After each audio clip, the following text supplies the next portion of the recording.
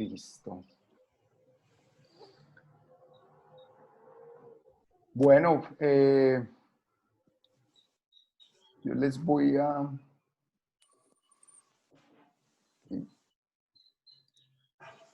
Listo, yo creo que ahí ya están los estudiantes. Bueno, podríamos empezar entonces. Bueno, una bienvenida pues como a la firma, al estudio Tabla Rasa. Mil gracias, son Santiago Madrigal. De pronto ahí Santi mueva la mano como para que... Gracias. A Johan Restrepo. Hola, ¿cómo están? Y a Santiago Restrepo. Hola, ¿qué Bueno, tal? Santiago y Johan Restrepo son, ahorita nos están contando, son hermanos y son egresados de la Universidad Nacional, y Santiago Madrigal es egresado de la Bolivariana. Están invitados a esta charla, dado que tienen un proyecto dentro de su firma que se llama Casa IQ, y nos parece muy interesante porque trabajan un tema que son los sistemas modulares. Ellos lo llaman sistema modular abierto. Eso ya pues nos lo irán contando en el transcurso como de la charla. Recordarles pues a los estudiantes tanto del taller como de la facultad, taller 3 está coordinado con el profesor Gabriel Obando y yo, que estoy coordinando también la parte del taller. Trabajamos en arquitectura doméstica de pequeño formato. Especialmente este semestre, dado a todo el tema de la pandemia, dado pues como a todos los cambios que está viviendo la arquitectura, el tema central del taller, el trabajo final que iniciaría en el segundo, como en la segunda parte de este semestre, tiene que ver con una vivienda modular transportable y sostenible. Entonces, cuando vimos el trabajo de Tabla Rasa, nos llama mucho la atención. Entonces, creo que es pertinente antes de ingresar pues, como a esa dirección. Entonces, agradecerle a ellos por su participación y bienvenidos. Adelante, entonces, muchachos. Voy a dejar de compartir la pantalla para que ustedes entren.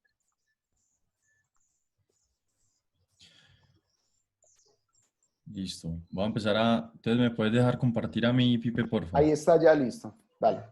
Listo.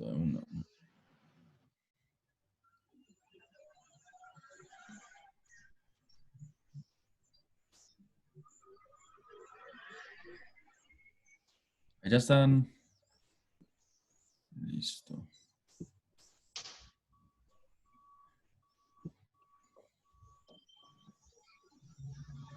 Estamos viendo, Santiago. Listo. Bueno, primero pues muchas gracias por la invitación a Felipe y a Gabriel. Digamos que como queríamos empezar esta conferencia es como tratando de mostrarles como algunos precedentes o algunos elementos como pinturas, como algunos proyectos, algunos conceptos que hacen parte como de la base, de lo que es el proyecto de IQ y como de esta idea de pensamiento modular.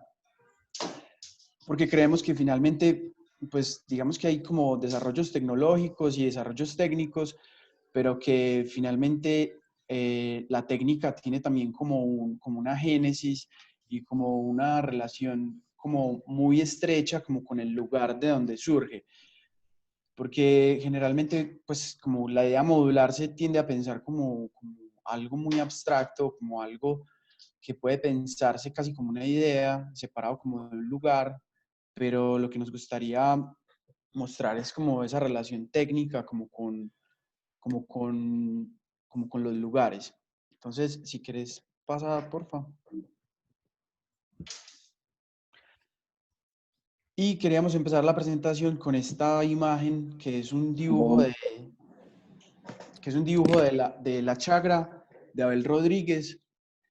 Y es muy interesante porque si ustedes ven como el borde de la imagen, está como toda esta idea del bosque amazónico, y al interior es donde se desarrolla en esa parcela específica que se vuelve como un claro, hay como una inscripción técnica como de esta cultura en esa porción específica de territorio. Pues lo que nos parece interesante es como conceptualmente de lo que habla Francesco Careri, que es como esta construcción simbólica del paisaje. Es muy interesante como esa inscripción eh, y de lo que queríamos hablar pues como en este punto es que finalmente el paisaje surge es como desde esa inscripción y digamos que acá en el dibujo hay como un tema interesante, pues como en esta tecnificación de esa porción de espacio. Si quieres, pasa por favor. Y hay otro tema que es interesante también, es la relación del cuerpo con el lugar, porque digamos que esa relación del cuerpo con el lugar, que nace como de esa idea de ritual, es como la que empieza, es la que empieza a construir.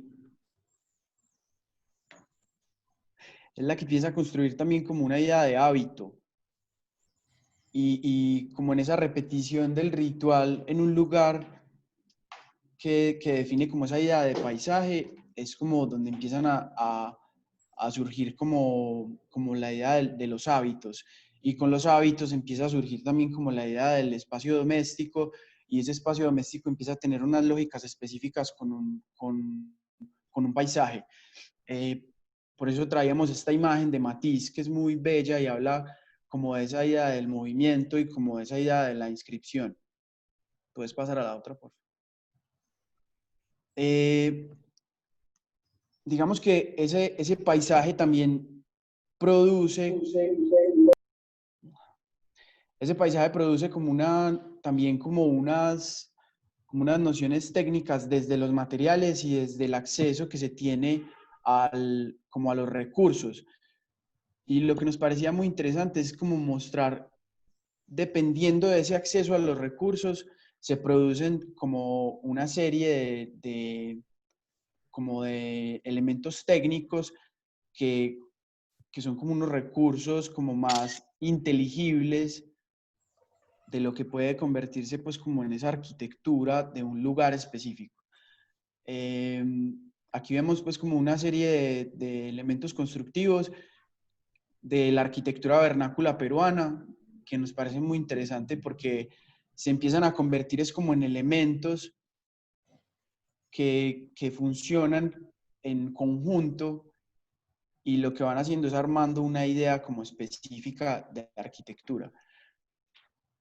¿Puedes pasar a la otra, por favor?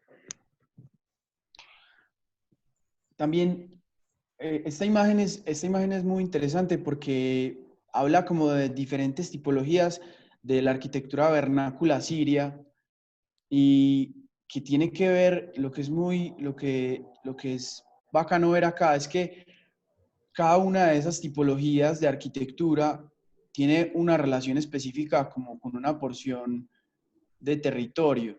Si vemos como las carpas y a la derecha, el dibujo más a la derecha, Santi, lo puedes señalar. El dibujo más a la derecha, Perdón.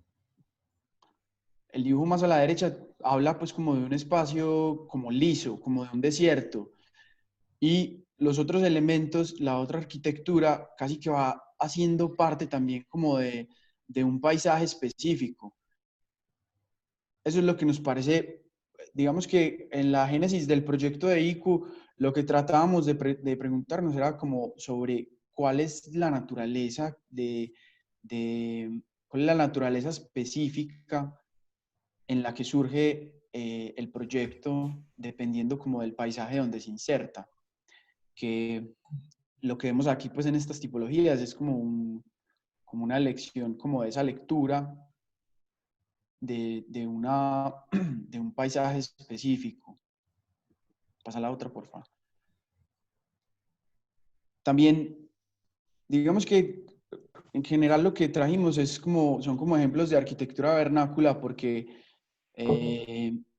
hay como un ADN muy fuerte y como una lectura muy rápida como de las funciones específicas de la arquitectura.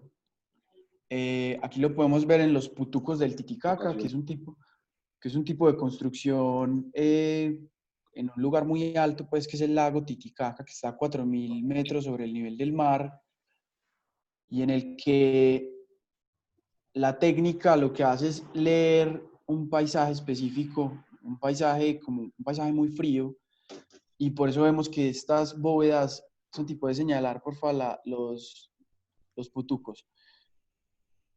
Y son como unos elementos como muy sólidos, hechos en adobe, de paredes muy gruesas, que lo que hacen es armar como unos espacios como muy, muy herméticos para tratar de conservar el calor. Y que esos putucos están unidos por unos muros de piedra que están relacionados con la crianza de los animales. Digamos que son los que tienen pues como los que delimitan como un espacio específico para estos animales. Y si ven, hay unos putucos más chiquitos que también es para proteger a los animales del frío. Entonces, lo que es muy bonito es como ver la especificidad a la que llega como un pensamiento técnico, pero que tiene que ver como con un desarrollo en un paisaje específico. Eh, que lo podemos ver también en el ejemplo de la derecha, que es el grupo de Puna, que es un tipo de construcción solidaria. Básicamente es un grupo de gente que se reúne, decide como armar como una porción como de poblado, y en el interior hay una cancha que es como ese espacio colectivo y como más social, y hacia el exterior hay como un espacio delimitado para las actividades agropecuarias. Digamos que es muy interesante también ver cómo tiene que ver como con una solidaridad económica también, como que cada porción o cada célula habitacional se relaciona como con como con una de estas delimitaciones agropecuarias, y tiene que ver a veces con la crianza de los animales, o tiene que ver a veces con el cuidado de algunos elementos agrícolas, como la quinoa o como el sembrado de papa, etc. Bueno, aquí hay como hay como Si pueden las otras personas pueden apagar el audio mientras que estamos hablando, a menos pues que tengan una pregunta o algo así para que no se haga es que la reverberación, porfa.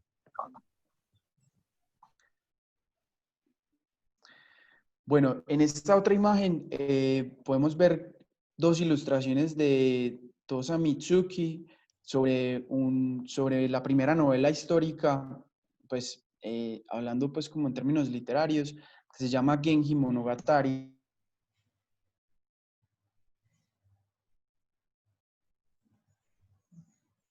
Creo que, creo que se le Ambientada en el cayó. siglo VII, que tiene que ver como con la llegada del budismo chino a Japón.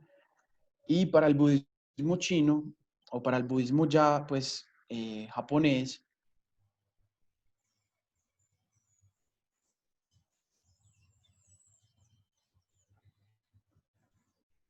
Se le cayó la señal. Sí, qué pena, sí, se me cayó. Ahora me sí, escuchan todos. sí, ya te estamos escuchando ya bien. Listo, entonces digamos que lo que es interesante de estas dos imágenes es que surge como de una noción como de una noción espiritual del paisaje. Para los budistas, el jardín zen es un espacio que debería siempre como hablar como de una exuberancia natural. Incluso el jardín zen lo que hace es como exagerar como algunos rasgos naturales. Lo que es muy interesante ver acá es que esa arquitectura y esos hábitos se van relacionando como con esa idea del paisaje como exagerada, como podemos ver en las imágenes, y a partir como de esa relación de la arquitectura con ese paisaje surgen espacios como interesantes, como puedes señalar, Santi, como este espacio que es muy interesante, que es el Engawa, que es un espacio de relación como entre el interior y el exterior, pero que se vuelve muy importante porque es como un umbral y una transición entre, entre los dos elementos, entre la arquitectura interior y ese paisaje exuberante y que lo que hace es construir como una conexión espiritual entre el hombre y eso que está afuera.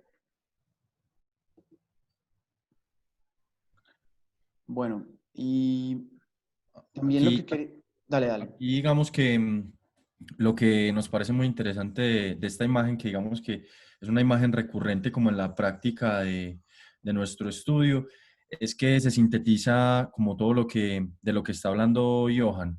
Es decir, al principio, esto es un, digamos que esto es la evolución de un alfabeto en Armenia, pero esto nos parece es como un palimpsesto, en donde están como diferentes técnicas, digamos, de lo agropecuario, técnicas de la orfebrería, en donde al principio hay una narración, digamos que acá se puede ver como muy claro que hay una caza de animales o que hay una tecnificación de un instrumento, etcétera. Y entonces hay como en un principio una tecnificación como del paisaje o del territorio, donde se narra un suceso. Y luego a través del tiempo, según las técnicas como que van sucediéndose, va viendo como una abstracción y una distancia de esa primera historia o de esa primera narración. Entonces digamos que en los términos que estaba hablando Johan, por decir algo, hay una comunidad. Esa comunidad empieza a construir el paisaje a través de sus hitos. Por ejemplo, acá en el Valle de Aburrá, con los cerros. A partir de esos hitos se van dando rituales. Esos rituales van constituyendo una cultura y esa cultura va condensando unas actividades y unos programas que luego se ven volcados a la vivienda de una forma como muy jerárquica. Entonces, digamos que en ese trasegar de la técnica es donde se va viendo como una inscripción en las casas de lo que es importante o de lo que no. Entonces, digamos que acá eh, es muy inteligible, pues como cuando uno ve un signo de estos y luego va y busca y realmente está haciendo como alusión a los cachos de un alce. Digamos que ahí es donde uno puede decir que la técnica tiene ese carácter sedimentario y realmente así estemos hablando de 7.000 años de diferencia, hay una conexión intrínseca pues como de la abstracción que es ahora un lenguaje y de un suceso que en el momento comunicó algo particular. Digamos que esta parte de la conferencia la hacíamos pensando en cómo la cultura empezaba a generar unos hábitos en el territorio y en el paisaje y esos hábitos se convertían en espacios físicos y tangibles. Esta obra, por ejemplo, de Richard Long, que se llama A Line Made by Walking, es muy interesante porque pone en relieve esa situación y es como por el simple hecho de caminar en línea recta en una pradera, se genera una inscripción en el territorio. Digamos que si podemos ver esa actividad en un sentido ampliado, vemos que, por ejemplo, en las comunidades indígenas colombianas y latinoamericanas, hay ciertas jerarquías como naturales de las actividades, en donde se le da como más importancia o más relevancia a unas actividades que a otra, a la danza o a la cocina o al cuerpo o a la conexión espiritual, y eso va teniendo como un orden arquitectónico en la organización incluso de sus urbes y luego en la organización de la vivienda. Entonces, digamos que, por ejemplo, esos hábitos o el espacio que se necesita para hacer sus hábitos o hacer sus actividades empiezan a tener una relevancia en las distancias y en las dimensiones y en las jerarquías de los espacios en la organización arquitectónica de la vivienda o incluso como había dicho, pues de la parte urbana. Esta es una obra de Anastasiadi en donde ella habla un poco como de los movimientos y de la geometría que el movimiento va dejando en el espacio. Y esa geometría muchas veces es la génesis de las dimensiones y de la antropometría espacial. Abajo hay un dibujo que también es muy diciente y muy elocuente de Hilaire Escoffier más Renfro, y es como en un comedor todos los movimientos del cuerpo empiezan a dejar como unas inscripciones del espacio que toma comer en conjunto. Entonces digamos que a partir como de esas excepciones, llegamos a un sistema, digamos, antropométrico, un sistema de relaciones como del cuerpo. De pronto, Johan quiere hablar un poco de esta imagen. Bueno, hay un sistema que nos parece muy interesante, que es el de la arquitectura tradicional japonesa, que surge como de una relación del cuerpo con el espacio, y a partir como de esa relación del cuerpo, de esa medida que, que se define como un módulo esencial, que es el tatami, se empiezan a construir una serie de relaciones entre ellos, entre ese mismo elemento, que lo que hacen es construir diferentes tipos de espacialidades. Y digamos que esas espacialidades van definiendo también como una naturaleza de los espacios. Si en la imagen que vemos acá de este a la derecha, es un cuarto para la ceremonia del té. La ceremonia del té es un ritual muy importante para el budismo, y está definido por una disposición específica del tatami. Eh, si ustedes ven acá, pues este espacio que traje está conformado por por 6 tatamis. Uno de los cuadrantes del tatami siempre está relacionado con el fuego.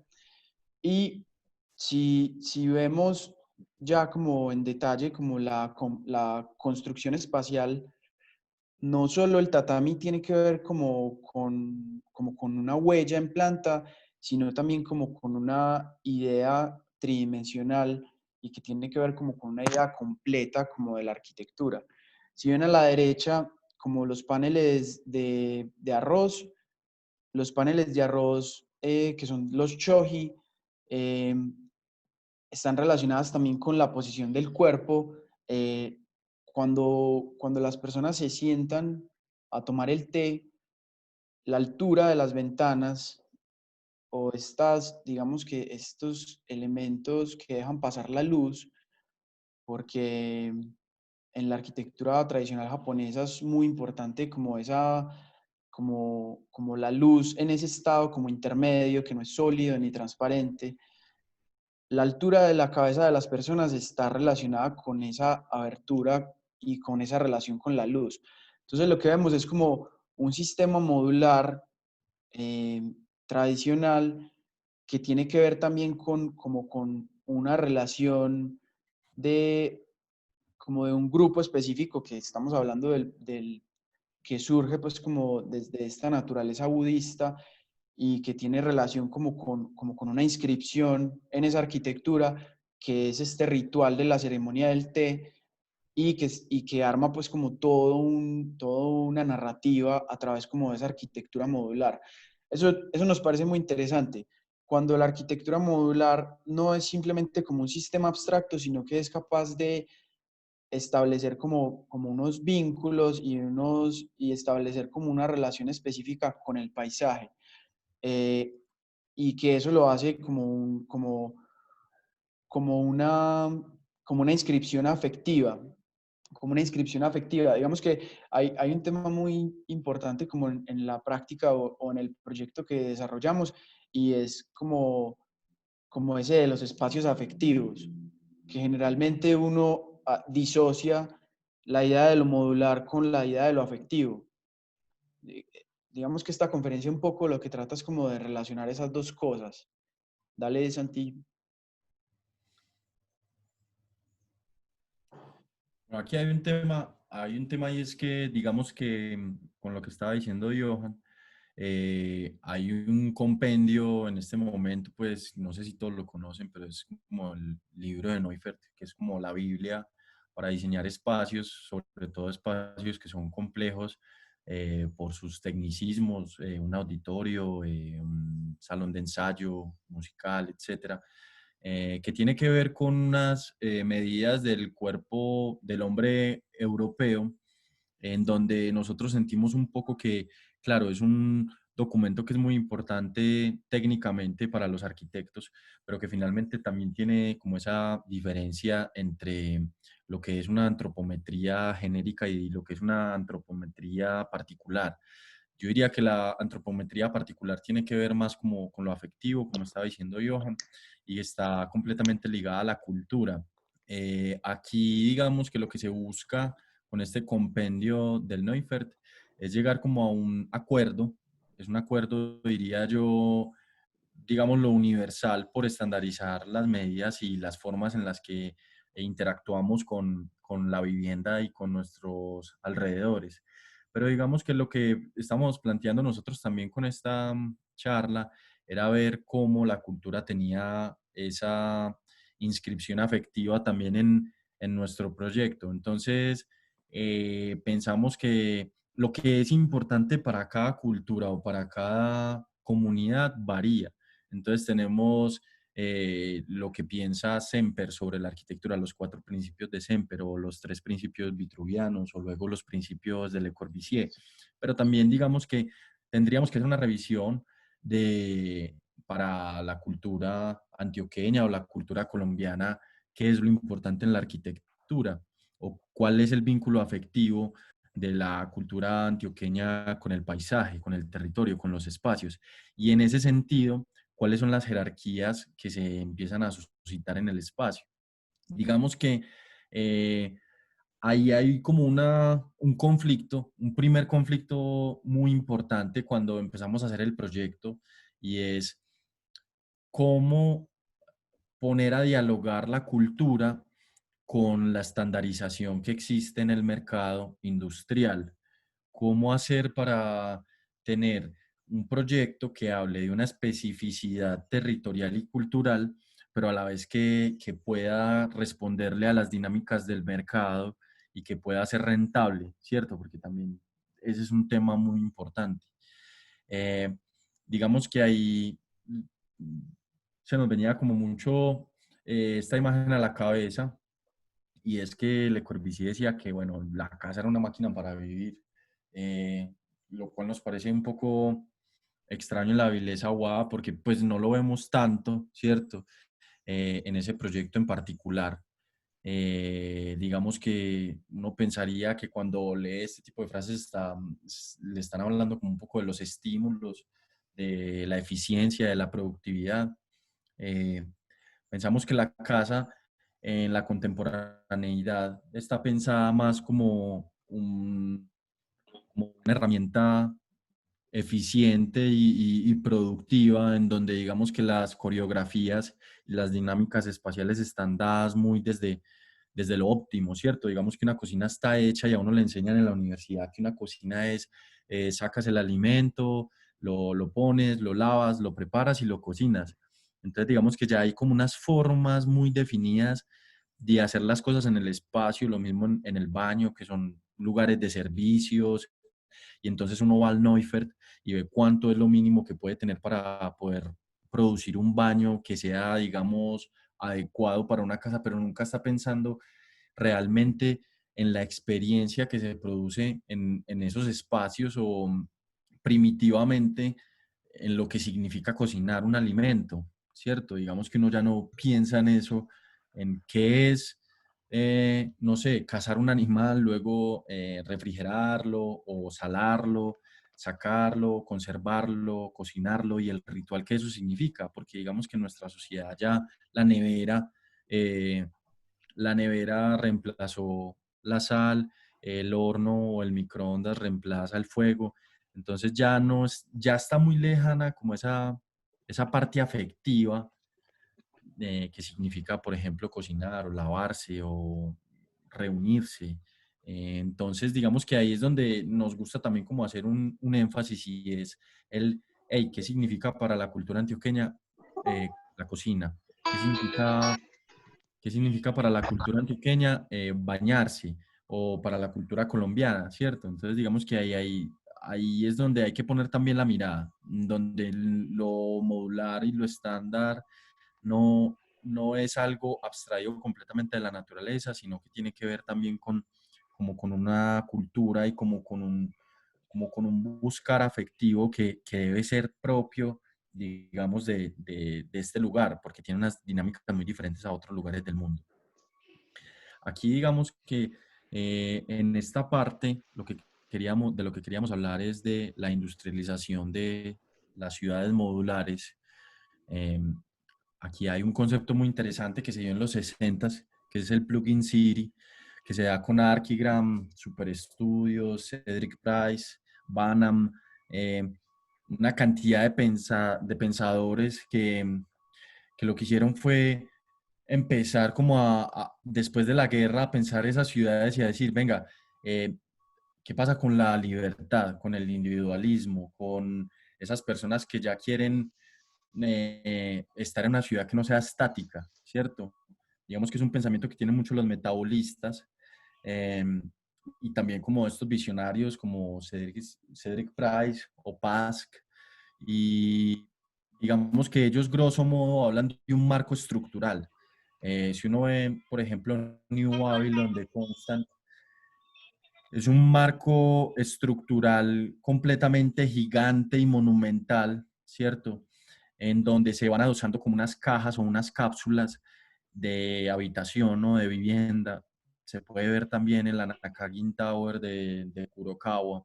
Y es que, digamos que el pensamiento de la ciudad se volca un poco al individuo y es a pensar ese individuo psicológicamente cómo se siente, qué quiere, cómo se proyecta. Y, digamos que las ideas que surgen en ese entonces es una ciudad que pueda ser cambiante, que pueda ser transportable, que pueda ser modular, que pueda ser incluso en algunos momentos reemplazable, ¿cierto? Entonces, digamos que esto está como muy de la mano con lo que planteaba pues Pipe del taller, y es que es una ciudad transportable, que es una ciudad cambiante, es una ciudad modular, es es algo que responde mucho a los afectos de las personas. Entonces, digamos que en ese conflicto del que hablaba ahorita, también nos enfrentábamos a esto y es ver, además,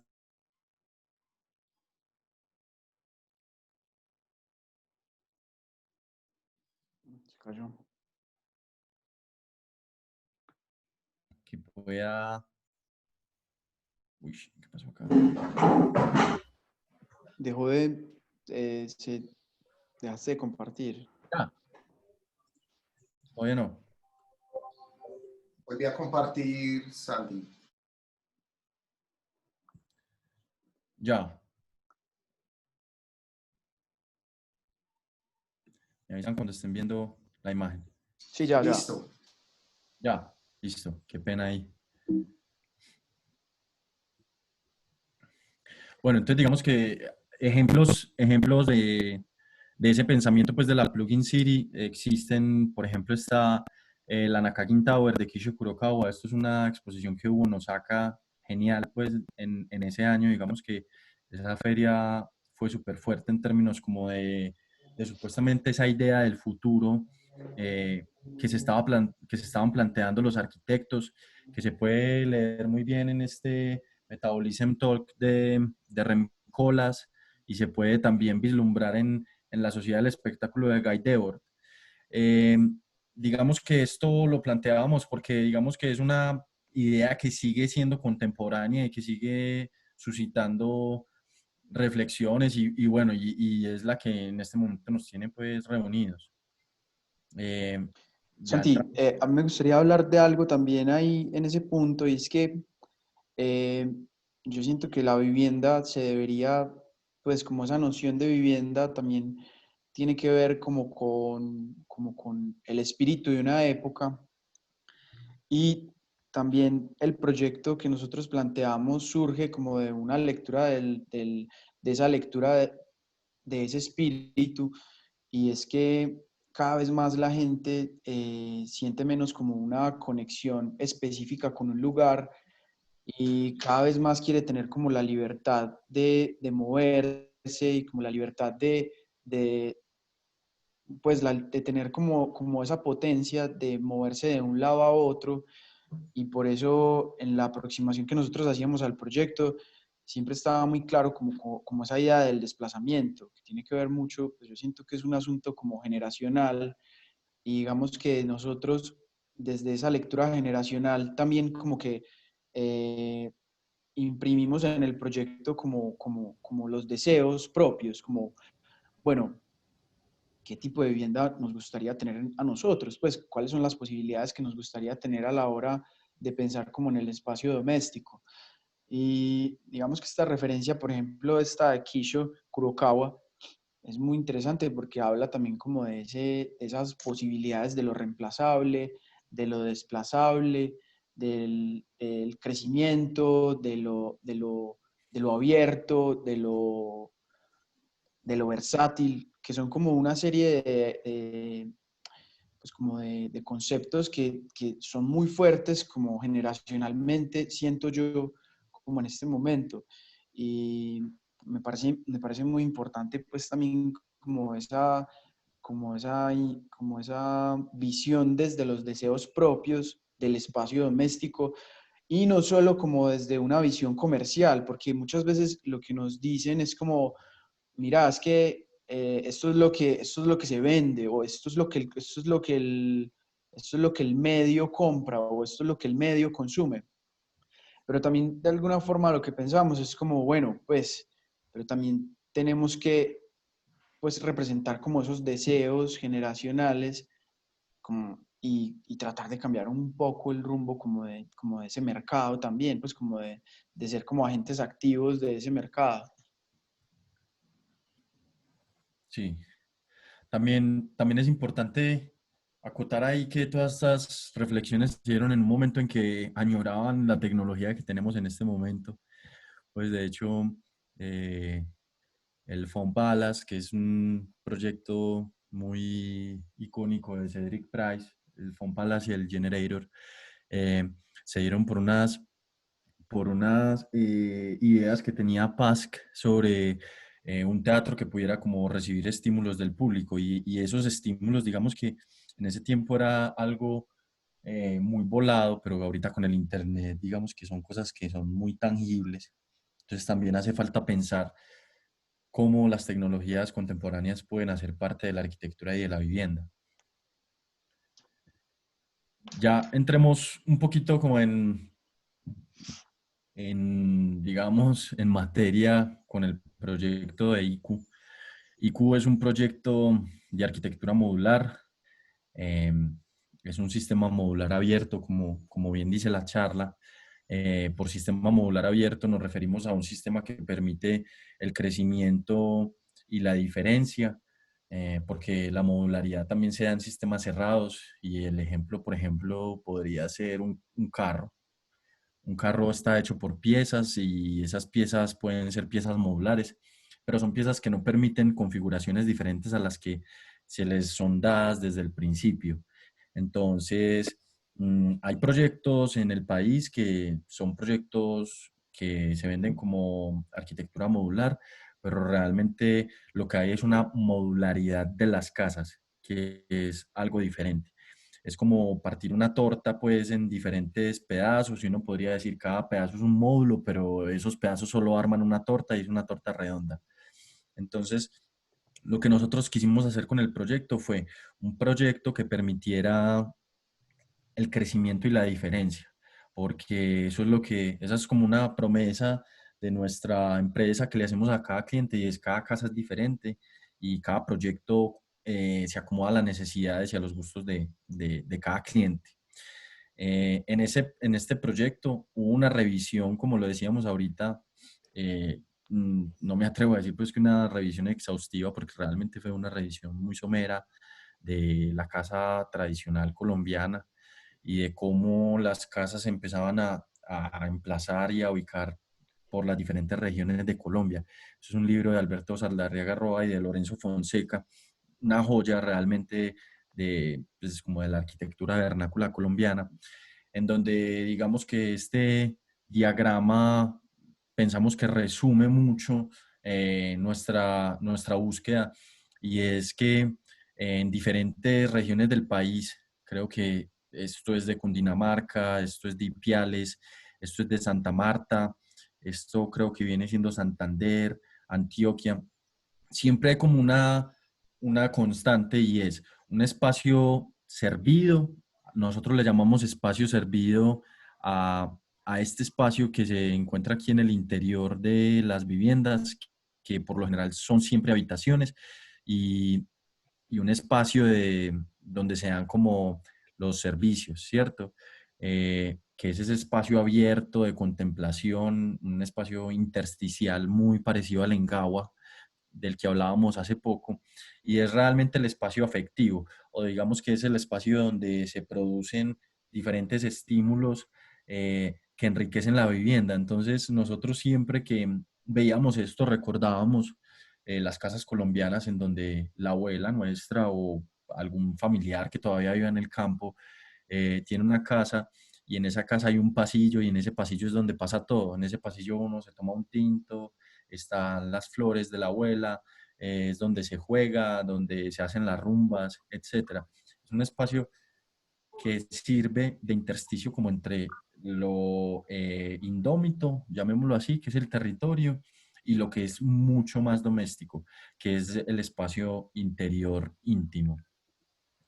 De ese mismo libro hacíamos como unas sustracciones de un crecimiento de la vivienda colombiana que, a diferencia de lo que uno cree y de lo que ve mucho, como en los pueblos que se hacen claustros en espacios abiertos, las viviendas colombianas, por lo general, las que no son digamos, de la élite, crecen por núcleos. Entonces esos núcleos lo que permiten es conquistar el espacio no solo desde el lleno, sino también desde el vacío. Entonces, entre este módulo y este otro módulo se produce un patio o un solar, y ese solar o ese patio es el espacio afectivo de las casas también, es donde juegan los niños, donde se extiende la ropa, donde muchas veces se come o se cocina. Y digamos que esa noción, pues como del espacio también virtual o el espacio abierto que se va ganando, nos dio mucha luz a la hora de pensar en el crecimiento de las casas modulares, ¿cierto? Como de cómo realmente la cultura colombiana podía empezar a estandarizarse o a modularse de manera que las casas empezaran a reproducir unas tradiciones espaciales que ya venían dándose pues como a través del tiempo. Aquí también es importante hablar de la jerarquía de los elementos en el espacio. Digamos que, por ejemplo, Adolf Loos, cuando habla del Romplan, él habla de que los espacios tienen unas jerarquías, y los espacios son como unos volúmenes o unas cajas con las que él va creando como casas, o va creando diferentes asociaciones que permiten tener un esquema arquitectónico que funciona. Aquí, por ejemplo, nosotros podemos ver esos volúmenes representados, por ejemplo, en el horno o en el depósito donde se guardaban los alimentos. Las habitaciones aparecen en otro bloque independiente. Puede ser que estas sean las habitaciones de los hijos, y ya estas son las habitaciones, digamos, de los padres o de la persona principal. Lo mismo en este punto, aparecían pues como el tema del depósito, la cocina separada y las habitaciones a un lado con un intersticio de balcón que tenía esa relación pues como con el solar. Esto, digamos que nosotros quisimos generar un proyecto que hablara un poco como de ese carácter histórico y cultural, y que tuviera alguna relación, digamos, lo que íbamos a hacer así fuera industrial, con la parte como más tradicional y cultural. Y creo que esa es una idea que ha calado mucho como entre la gente que ha comprado y que se identifica con ICO. Esta imagen de esta maqueta quisimos traerla porque nos parece que este espacio intersticial de contemplación es un espacio completamente antiguo y universal que tiene que ver con el engawa. Acá podemos ver la división de estos tatamis. Eso es una villa imperial en Katsura, ¿cierto? De Katsura, que queda en Japón, que es gigante, es uno de los principales edificios patrimoniales de Japón. Y se puede ver cómo esa parte del engawa y ese intersticio que se genera entre el exterior y el interior viene siendo como una parte estructurante de la arquitectura imperial japonesa y se vuelve un tema fundamental en la constitución y en el orden arquitectónico que tiene la villa. Entonces uno puede empezar a identificar como unos volúmenes muy claros dentro del complejo que se separan, es decir, que se estructuran a través del engawa. Entonces eso mismo quisimos nosotros hacer desde el proyecto, y es que digamos que en el proyecto tenemos tres estructuras principales. Esas tres estructuras principales se componen de módulos de 2 por 2, o sea, de 4 metros cuadrados cada elemento de estos, y están todos articulados a través de un espacio en donde podemos poner los servicios. Este diríamos que es nuestro intersticio, si lo quieren llamar el zaguán, el engawa. Creemos que este es un espacio pues como muy universal, entonces digamos que ese es ese espacio de contemplación donde uno puede estar en el exterior y en el interior a la misma vez. Sería un módulo de 6x8, luego tenemos un módulo de 4x6 y luego uno de 4x4, que son módulos. Este es nuestro módulo principal y luego tenemos estos dos módulos de crecimiento. La casa que creamos o el sistema que nos ideamos se compone de dos elementos, de un marco estructural, como lo decía en la Plugin City, es muy jerárquico, es muy protagónico, que se compone de esta estructura principal, que son vigas W 6x8 y una columna en cruz, ahí como herencia de MIS, que realmente no lo usamos tanto como un tema accesorio Plástico. o un tema plástico, sino que es más un tema pragmático para que los pisos puedan llegar en A ángulo tope. recto hasta el tope de la columna. Entonces digamos que tenemos ese marco estructural y tenemos estas cajas. Estas cajas son servicios. Entonces en estas cajas, como podíamos ver en esta imagen, estas cajas son cocinas o son cuartos útiles, son baños, son en algunos puntos habitaciones, eh, vestieres, etcétera.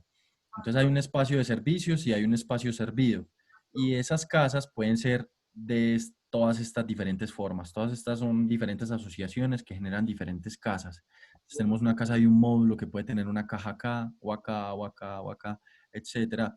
O tenemos una caja, unas casas, por ejemplo, de 3 módulos pegados, unidos por puentes, que crecen como vimos anteriormente en la casa tradicional antioqueña y que se van conformando según el lugar donde estén, el paisaje y las necesidades y o gustos del cliente. Digamos que esas casas pueden ser de diferentes formas, un módulo de 6x8, un módulo de 6x8 más otro módulo de 6x4, más otro módulo de 4x4, en diferentes niveles. Pero digamos que la génesis del proyecto siempre es la misma y es unos elementos estandarizados de fachada, una columna con un nodo que responde perfectamente al crecimiento a través de las vigas y un piso o un cielo falso que siempre tiene las mismas medidas y que funcionan con las medidas que nos proporciona el mercado.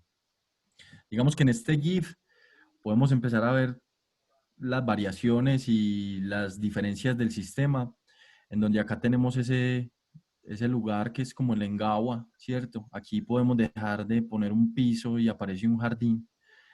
Y tenemos las cajas, una caja en este caso de baño principal y en este caso de cocina.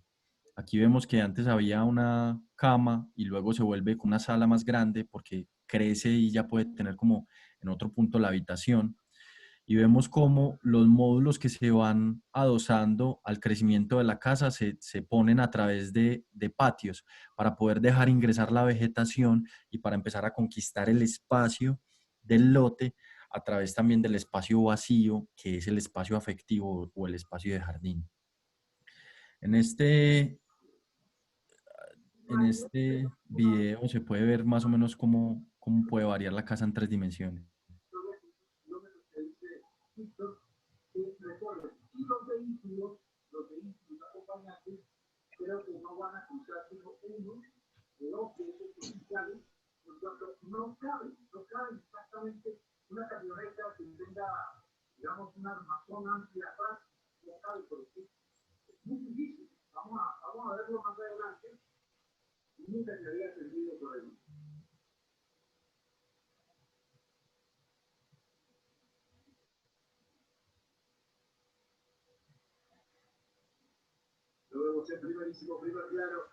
Bueno, acá hay un tema muy importante y es que la- hay un tema pues como de tiempo, ¿cierto? Cuando uno construye con metal y con elementos prefabricados, con ensambles pernados, digamos que aquí lo que, para que sea importante en nuestro proyecto el tema de tener una casa completamente pernada, eh, digamos que ahí lo que estamos haciendo es como salvando un tiempo de construcción. Entonces, estas casas nosotros las construimos aproximadamente en 4 meses, que es un tiempo en el que nosotros mandamos a producir a una fábrica, la fábrica ya tiene todos los planos perfectamente montados, eh, corta, hace orificios, etcétera, ensambla y nos llegan a nosotros a la hora todos los elementos ya prefabricados y ahí lo que hacemos es simplemente ensamblar con tornillos. Nosotros no soldamos, no hacemos ningún proceso, digamos, de obra civil en la casa, solo el tema de las fundaciones y listo. Entonces, digamos que ahí hay una economía de los recursos importante porque el tiempo de construcción y de fabricación es muy rápido. En ese sentido, digamos, la casa puede ser transportable, ya que está hecha a base de pernos. De hecho, ahorita vemos un video de cómo las casas se ensamblan. Entonces, digamos que en este punto es importante ver cómo la casa está hecha con esos elementos reciclables, que es el metal, ¿cierto? Y que puede ser una casa a la que fácilmente se le pueden, pues está diseñada para que se le adosen sistemas técnicos de ecológicos, pues, o sea, digamos que puede tener paneles solares perfectamente y funcionar muy bien, puede tener recolección de aguas grises, está hecha sobre columnas, o sea, es una casa palafítica para no afectar la geomorfología de cada lote, porque digamos que en Oriente se ve la degradación del paisaje ya como tan fuerte que hay al hacer tantos taludes, tantos cortes, tantas vías, etcétera. Entonces lo que nosotros propendemos es como a salvaguardar un poco como la identidad paisajística del territorio.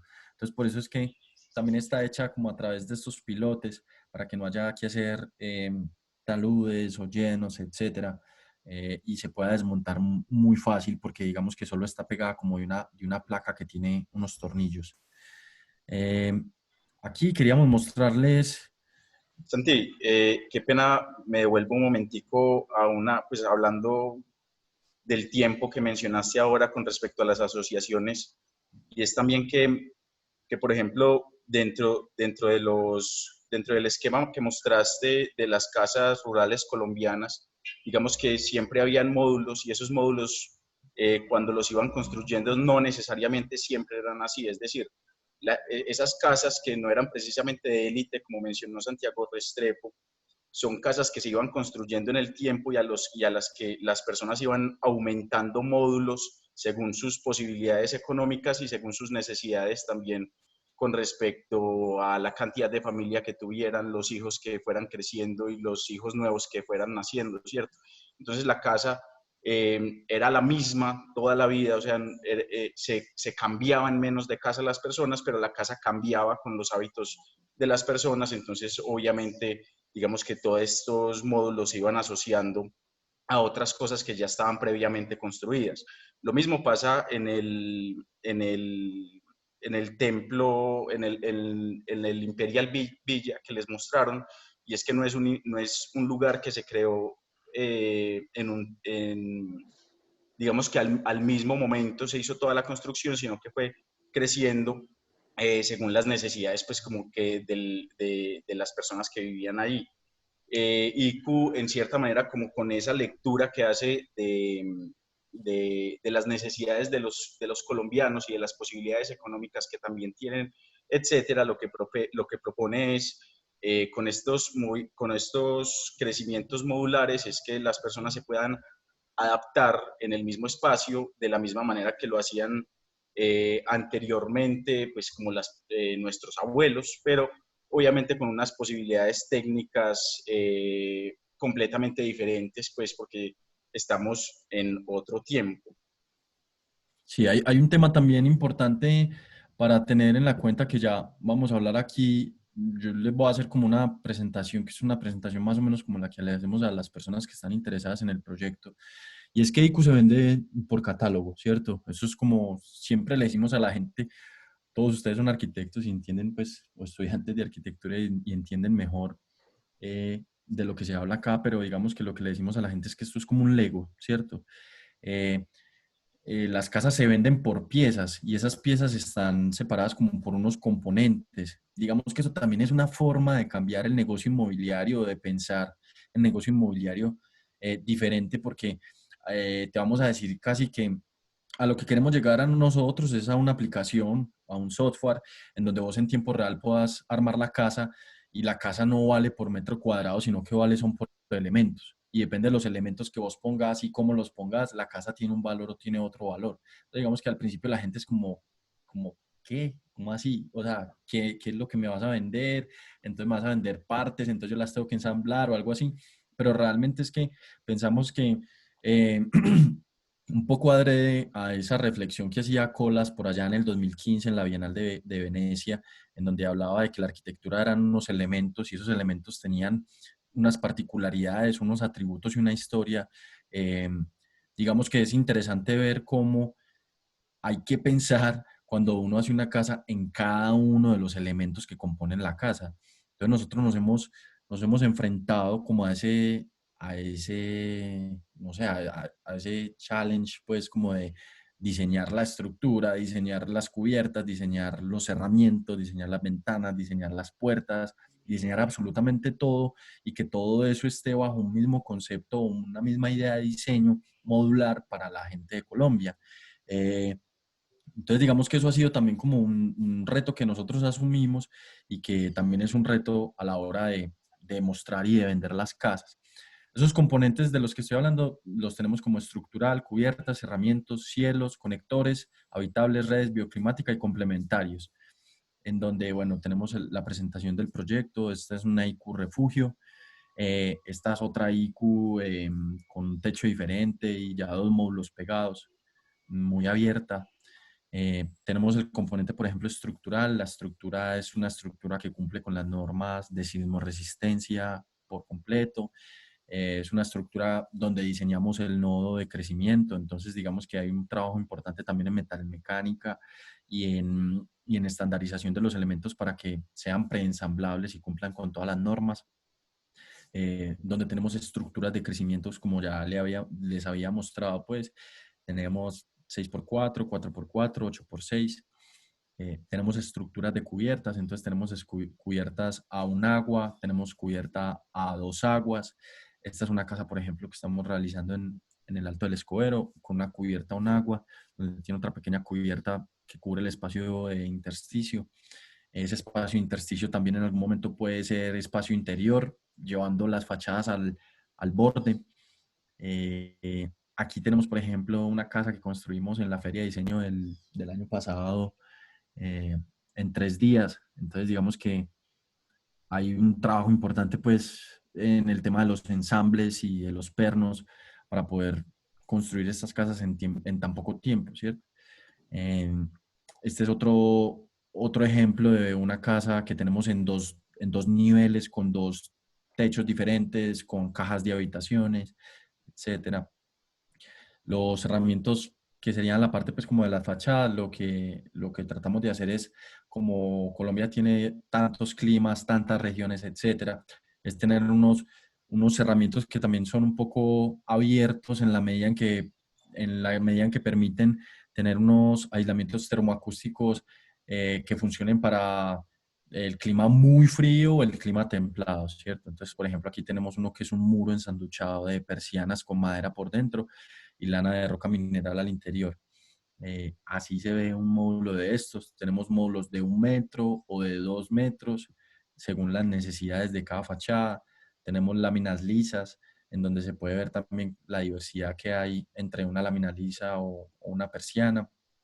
Tenemos la construcción de fachadas también por elementos de vidrio, o por ventanas pivotantes, ventanas en acordeón, persianas, etcétera, dependiendo del paisaje y de lo que obviamente le guste al cliente, ¿cierto?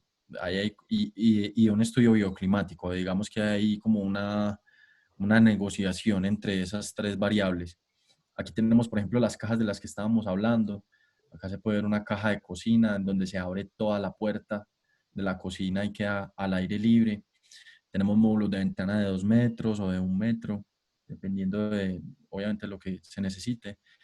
Aquí están los módulos de 4 metros o de 2 metros, ya que los ejes de las columnas están a 4 metros.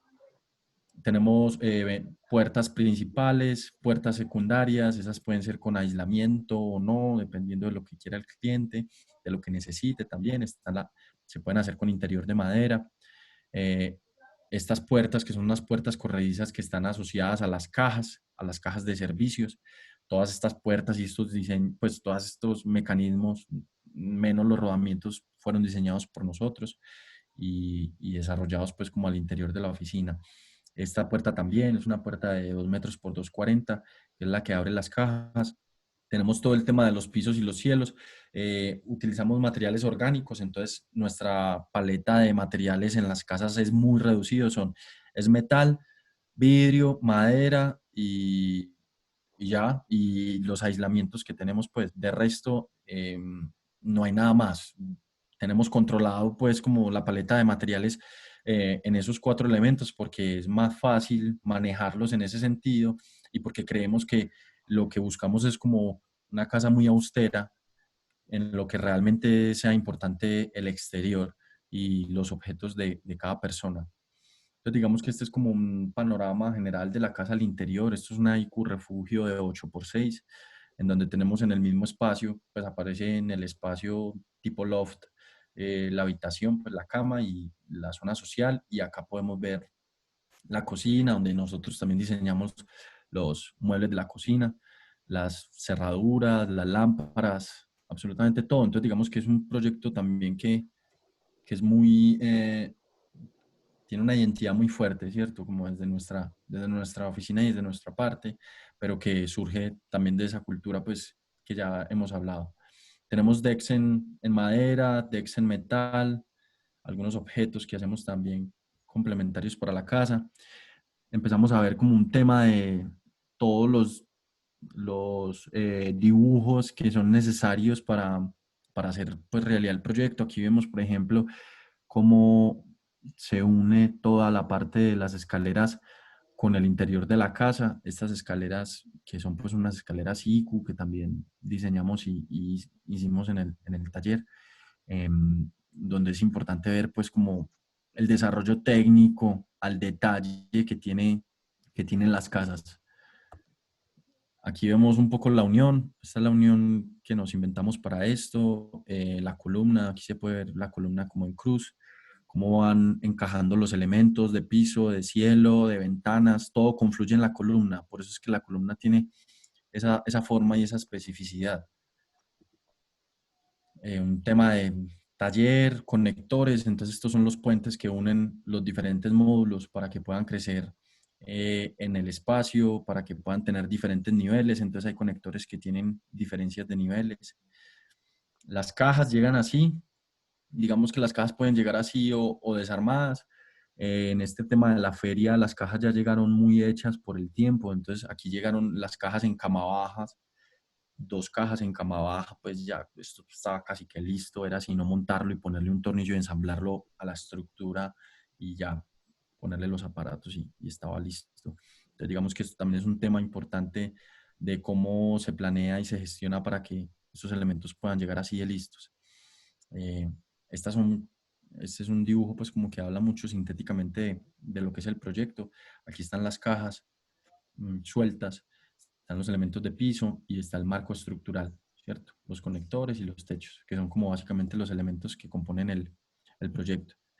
Esta sería esa caja que acabamos de ver que llegó en la cama abajo. Ya al interior es un baño de 4x2, está forrado completamente en madera y tiene un vidrio reflectivo por fuera y por dentro pues deja ver el paisaje para que uno tenga como esa sensación, ¿cierto? De que está al aire libre, pero desde afuera no lo ven. Digamos que es importante también hablar un poco de la experiencia que queríamos generar en los espacios. Este es un baño grande y muy grande realmente, que no tiene divisiones, en donde tiene un deck en la parte inferior por donde cae el agua y discurre y uno tiene matas al interior y tiene una relación con el paisaje. Entonces me parece que aquí se puede ver como un poco que la experiencia del espacio prepondera sobre lo utilitario que nos han enseñado pues que debe ser un espacio. Este es un espacio de 2x2, un baño, con los mismos principios. Este es un baño ya muy básico de 1x2. El tema de la cocina, el mueble de la cocina, ¿cierto? Una isla también que diseñamos para esto. El tema del vestier, también con un shelving system, pues que ahí como que nos ingeniamos para toda la parte de vestier, porque nosotros también dentro de la oficina hacemos mobiliario, entonces bueno, esos temas nos apasionan un montón. Entonces este fue como un sistema modular también que nos inventamos para tener diferentes tipos de vestieres o de almacenamientos, etcétera. Este es el baño por fuera, entonces ahí se puede ver que el vidrio no deja ver al interior, pero que tiene pues como esa presencia volumétrica en el espacio. Esa es otra foto desde el interior ya hacia el otro lado de la casa y esta es como en este punto. Están los cuartos útiles, vestieres, que también son cajas sencillas. Tenemos la parte de redes que también son modulares y se entregan pues como listas al momento en que se hace la casa. Entonces hay redes que no funcionan, o sea, hay redes que quedan condenadas porque para que pueda ser modular y las cajas puedan estar donde sea.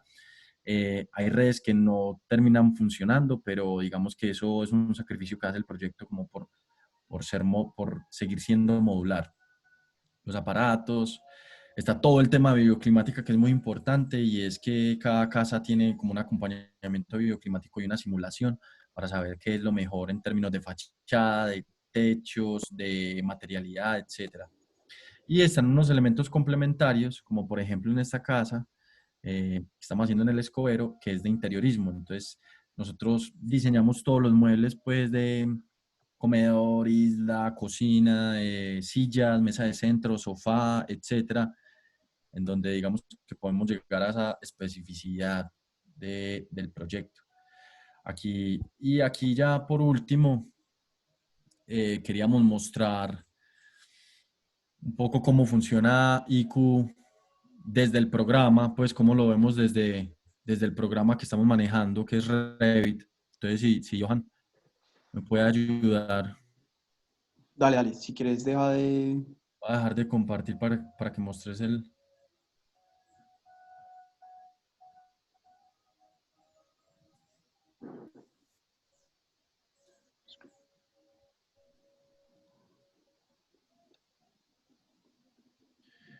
Ahí están viendo... Sí.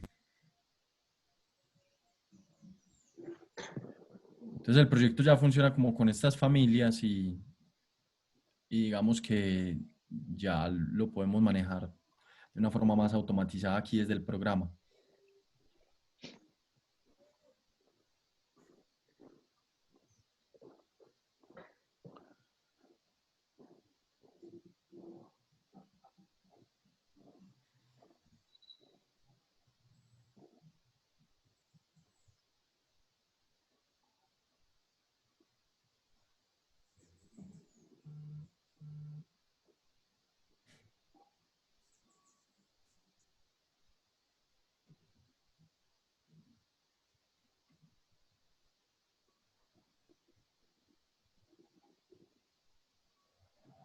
Entonces ahí vemos cómo se puede cambiar un techo a una sola agua por un techo a dos aguas, por ejemplo. dependiendo de lo que se necesite. Se puede cambiar una caja de un 2x4 por una de 2x2. Y también nos parece importante decir que finalmente esto tiene un trasfondo muy conceptual, muy fuerte, pues como desde los años 60, no sé qué, unas ideas que parecen muy utópicas y uno desde la universidad, digamos que lo puede ver muy desde lo académico, pero también nos gustaría mostrar que puede ser un negocio, porque es importante decirlo también, que puede ser un negocio y que puede ser un proyecto comercial y un proyecto viable y que se puede hacer pensado desde todos esos principios heredados desde esos pensadores.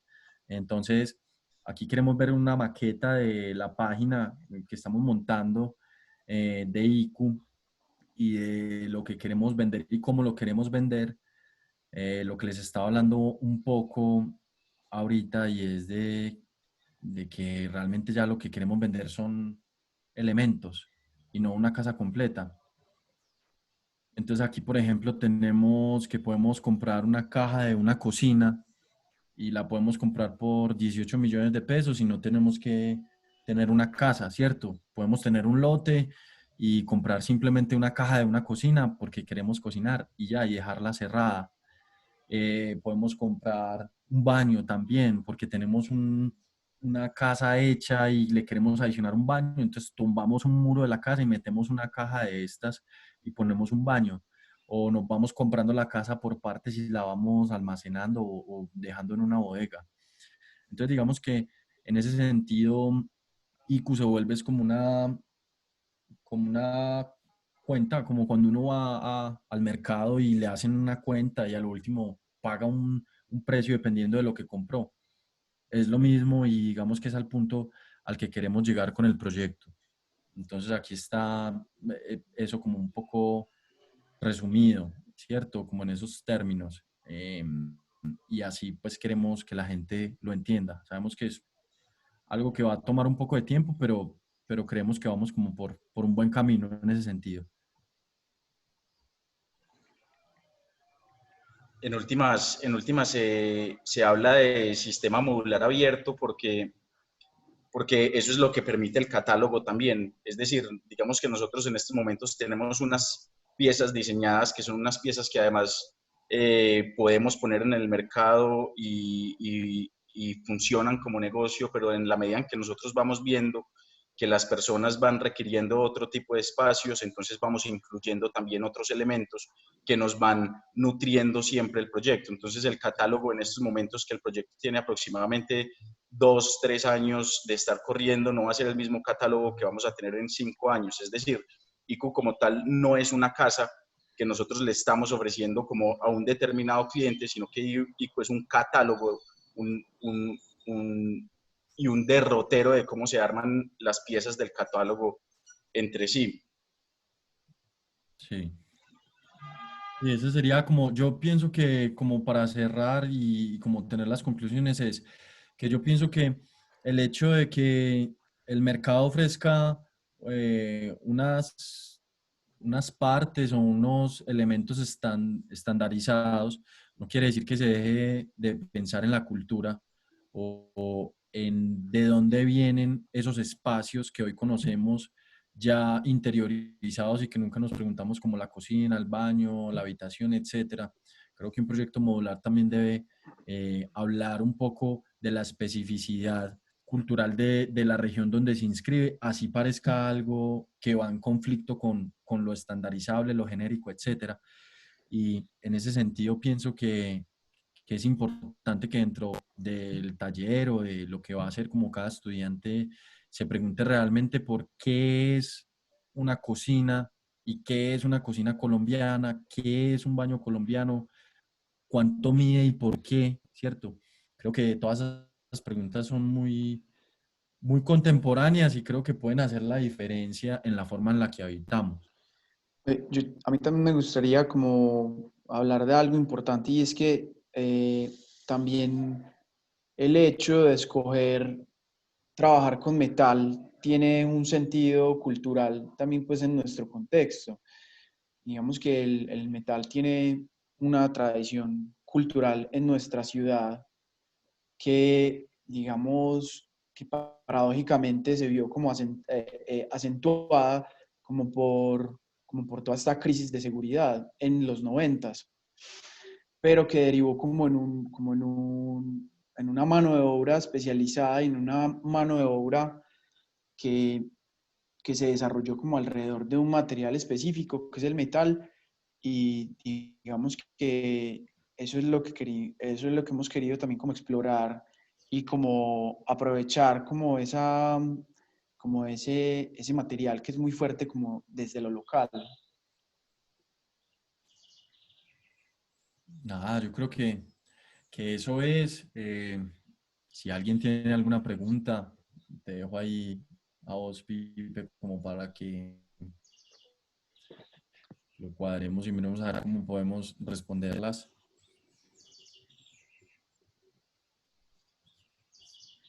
Bueno, ¿me escuchan? Sí, Sí, ya. listo.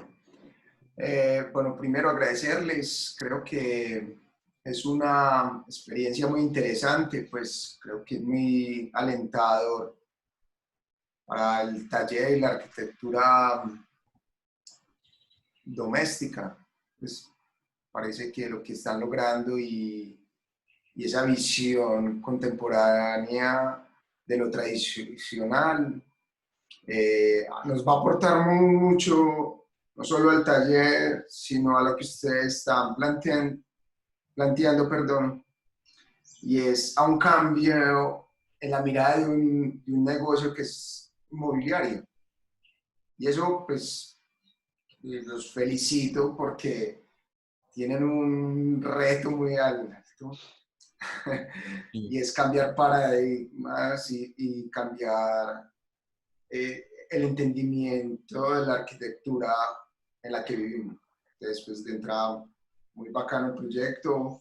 Como tú decías, toda la parte teórica, verla aplicada en un ejercicio que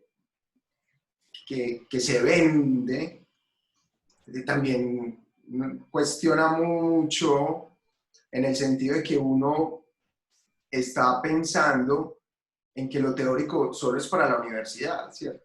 Y ver esa conexión, pues realmente me pone pues como muy contento porque creo que eso es lo que hay que hacer. Entonces voy a abrir pues como el micrófono pues, o el chat para alguna pregunta que dice Julián López. Tiene una pregunta. Entonces, Julián, adelante. Ya. Eh, bueno, les comento que ahorita estoy realizando mi tesis de grado y es sobre vivienda rural, y me parece pues muy interesante las propuestas que ustedes plantean. Ya llevo varios meses como rascándola, me parece muy interesante, pero digamos como en el caso que me he enfrentado muchas veces desarrollando viviendas en Antioquia, y una de las grandes preguntas que me planteo es cómo, digamos, si utilizo materiales como el metal, cómo sería el transporte de esos materiales a zonas donde muchas veces pues, se puede acceder a como de multa. Esos materiales son livianos, son fáciles de transportar, digamos, en esa medida. sí, sí, sí. Pues de hecho, ahí es donde viene todo. Nosotros no quisimos andar mucho pues como en la parte técnica, pero digamos que un proyecto de estos necesita mucho es como de ser muy acuciosos con la parte como más técnica y lo que ofrece el mercado. Entonces es, por ejemplo, en el tema del transporte, es saber si tus elementos miden 2 metros, ¿en qué los puedes llevar? Si los puedes llevar en una jaula, si miden 3 metros, entonces ya te toca llevarlos en un cama baja, si miden 6 metros, te toca llevarlos ya en una tractomula. ¿Y cuánto mide y cuánto vale, por ejemplo, si ya lo vas a ver en términos de negocio, cuánto vale el transporte de un elemento de estos en una tractomula, en un cama baja o en un carro, en una jaula?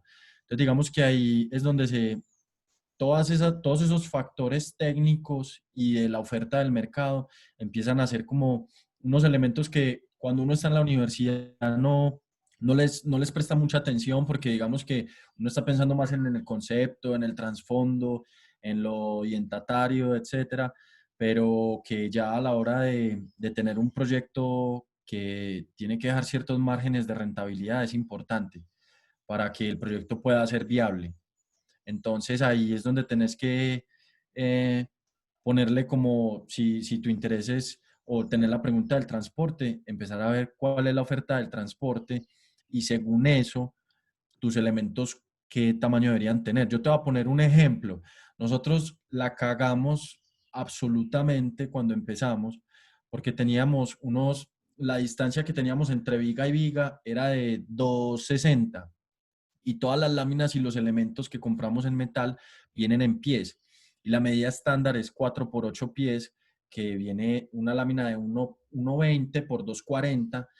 Entonces, los desperdicios que estábamos asumiendo en la obra eran horribles, garrafales, pues, porque teníamos 2,40 más 15 centímetros. Entonces, los desperdicios del proyecto eran gigantes y nos tocó volcar toda la planimetría a un gálibo entre las vigas que era 2,40 para que no hubiera desperdicio.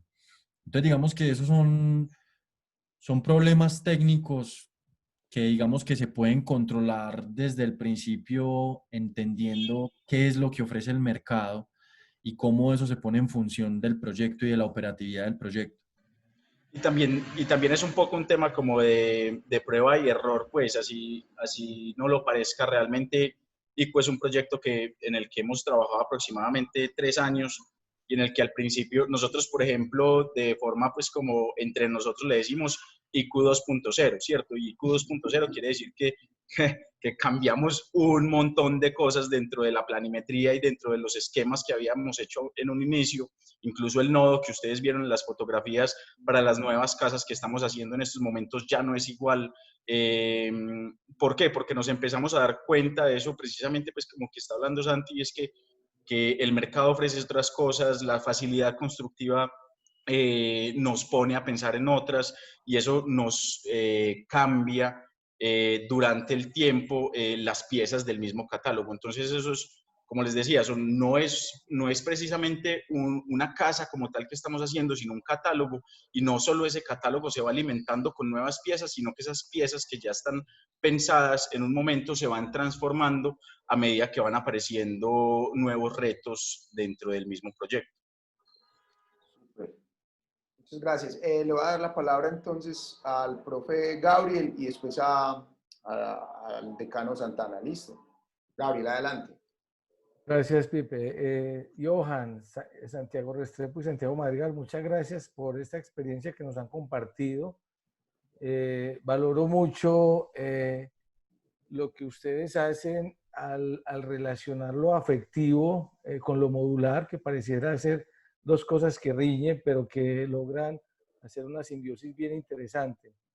Y tendría dos preguntas para hacerle. La primera es, bueno, entendiendo que un sistema modular pues está comprobado como su eficiencia, su eficacia, su economía, experiencias que vienen pues desde el siglo XIX con el balloon frame hasta ahora lo que ustedes nos muestran, dan fe de un sistema pues que funciona muy bien. Y la pregunta en ese sentido es, ¿por qué creen ustedes que algo tan comprobado no está muy arraigado en nuestra cultura, ahora que ustedes asocian pues también la cultura allá al tema? Esa es una primera pregunta. Y la segunda pregunta es, ¿cómo ven la relación de este sistema que ustedes plantean con la vivienda económica para plantear soluciones pues que en Colombia necesitamos con mucha urgencia? Y de nuevo les agradezco mucho. Bueno, no, Gabriel, no, gracias a ustedes por invitarnos. Eh, pues la verdad es que nos complace mucho como este tipo de espacios en donde se puede conversar de diferentes ideas que tenemos en el campo y en el gremio, y me parece como bacano poder compartirlas. Pues de hecho nosotros estamos súper agradecidos con Pipe y muy emocionados de poder estar acá. Respondiendo un poco tu primera pregunta sobre el tema de por qué no se hace tanto vivienda modular, yo sinceramente creo que es porque es muy difícil, porque hacer una casa, digamos que hacer una casa en construcción tradicional es más rápido. es más rápido si lo vemos en la inmediatez, ¿cierto? Si vos contratas un maestro de obra, que hay muchos en la ciudad, y mano de obra de construcción tradicional, que también hay mucha en la ciudad, digamos que una casa, ellos ya tienen ese conocimiento interiorizado y se puede realizar como con cierta facilidad, ¿cierto? Nosotros en este tema de la casa modular llevamos 3 años y seguimos sufriendo, pues, y seguimos rediseñando cosas y moviendo cosas para que funcione. Y muchas veces es muy difícil porque como la planimetría nuestra está desarrollada, por ejemplo, en milímetros, eh, un constructor hizo mal una columna y se le pierden 5 milímetros y casi que nos toca desarmar la casa para volver a recuperar ese espacio, porque ya las piezas que llegan todas de la fábrica no casan, ¿cierto? Entonces pienso yo que en el tema modular, mmm, todo ese tiempo de la planeación toma mucho tiempo y luego la ejecución es muy rápida, pero la parte de la planeación sí creo que toma mucho tiempo y creo que por eso y como por el rigor que debe haber en esa planeación, no se hace tanto, porque digamos que es más fácil tomar el camino pues como de contratar a un maestro que ya sepa las técnicas de la construcción tradicional y hacerlo. Pienso, esa es mi forma de verlo. En cuanto a la otra pregunta, no sé si Santiago o Johan quiere responderla. Y es sobre la modularidad en las casas de un costo más bajo, ¿cierto? Pues realmente, digamos que no son precisamente experiencias modulares, pero por ejemplo, todo el tema de casas prefabricadas que son hechas con ciertos elementos que se ensamblan, ¿cierto? Con prefabricados en concreto, es algo que es en cierta forma muy tradicional en Colombia, ¿cierto? Y es económico y se hace. Pero digamos que si hay un gap, por así decirlo, como entre eso que ofrece, que no es necesariamente modular, sino prefabricado, que tiene módulos, pero no es como lo modular como lo estamos proponiendo. Si hay un gap entre eso que se ve como en el mercado y lo que ofrecemos. Yo creo que tiene que ver también como con la respuesta que dio Santi, es que básicamente las técnicas de construcción en Colombia se han aprendido de otras formas. Puede ser como por economía o puede ser como por la dificultad y la necesidad de, por ejemplo, esto que estábamos haciendo nosotros, les mostramos todos los archivos en Revit, pues que son tecnologías que son más especializadas y nos permiten a nosotros controlar más, digamos que, como los procesos que vamos a desarrollar, pero obviamente eso no es una cosa que está completamente llevada pues como al campo de lo que se hace en Colombia. Creo que tiene que ver como con ese gap o con esa distancia que hay entre la técnica y lo que podemos hacer como con lo que sabemos en general, pues como los colombianos. Yo creo que con la otra pregunta que hace Gabriel, yo creo que siempre nos han enseñado como que el metal es como una opción muchísimo más costosa que cualquier otra, que cualquier otra aproximación técnica, pues como a un desarrollo, no sé, constructivo. Yo creo que la ventaja que tiene el metal es precisamente esa de la que habla Santi, y es como la planeación. Digamos que el metal, al ser una construcción tan limpia, lo que hace es ahorrar un montón de tiempo y de espacio que, pues, los que estamos, pues, no sé, cuando uno está como ya en el campo, pues, como de la construcción, se da cuenta de que muchas veces los tiempos de construcción de la construcción tradicional, muchas veces es la que genera más sobrecostos y muchas veces sale mucho más costoso de lo que puede ser como una construcción como mucho más limpia.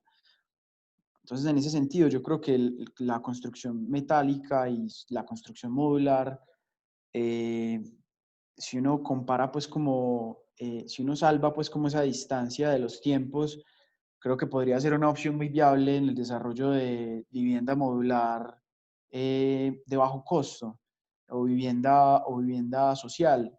Creo que muy fácilmente, de hecho, no sé si han visto, bueno, hay un proyecto muy interesante de Ambrosio Echegaray que precisamente está hecho como a partir de una estructura metálica y unos cerramientos ligeros que se construye muy rápido al ser como unos elementos que están ya como predimensionados y preestablecidos como desde la fábrica. Entonces, yo creo que hay como un espacio muy interesante también para explorar. Bueno, pues entonces, pues como dando respuesta a estas dos preguntas, le voy a dar la palabra antes a Santa y después a dos preguntas más que hay. Ahí cerraríamos como la sesión. ¿Listo? Gracias, Pipe. Adelante, Santa. Bueno, a los colegas Santiago, Johan, a los dos Santiagos, muchas gracias por la presentación.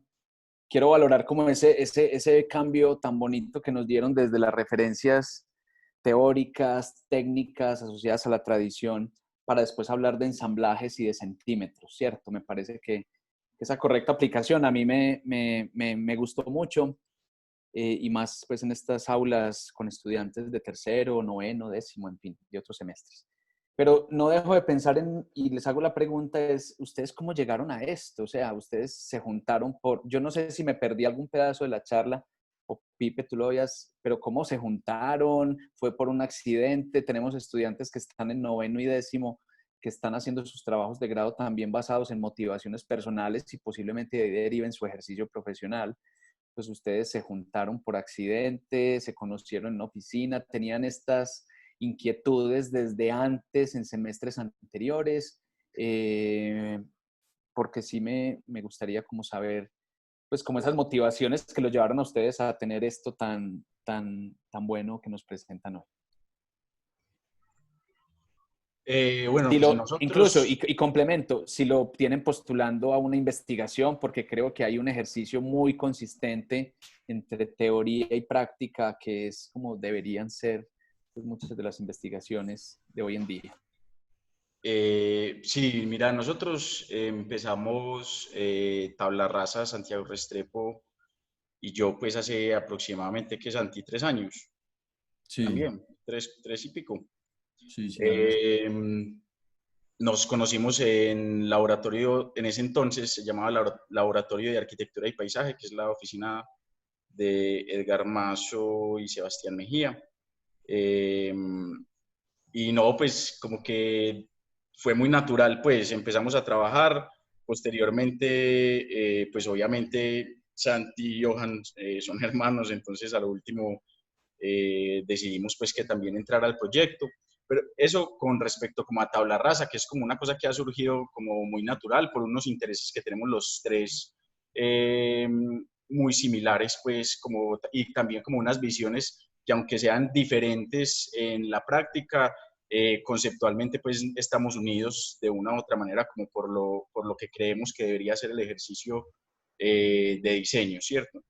Eh, EIQ fue pues empezamos Santi y yo mientras estábamos en Tabla Rasa, pues estábamos empezando Tabla Rasa y conocimos a una persona que nos invitó a diseñar una casa modular. Nosotros en ese momento, pues digamos que hasta ahí llegaba ese proyecto, digamos que, diseñame una casa modular, ¿cierto? Y fue como una cosa donde esta persona, pues que no es arquitecto, eh, eh, no tenía como muy claro a dónde llevar eso que estaba pensando. Lo que hicimos Santiago y yo fue como salirnos un poquito como esa idea de arquitectos y dijimos, bueno, si vamos a empezar una empresa de arquitectura modular y de casas modulares, ¿qué es lo que deberíamos pensar? Entonces terminamos pensando casi como si fuéramos publicistas, no sé, y nos quitamos un poquito también como la chaqueta de arquitectos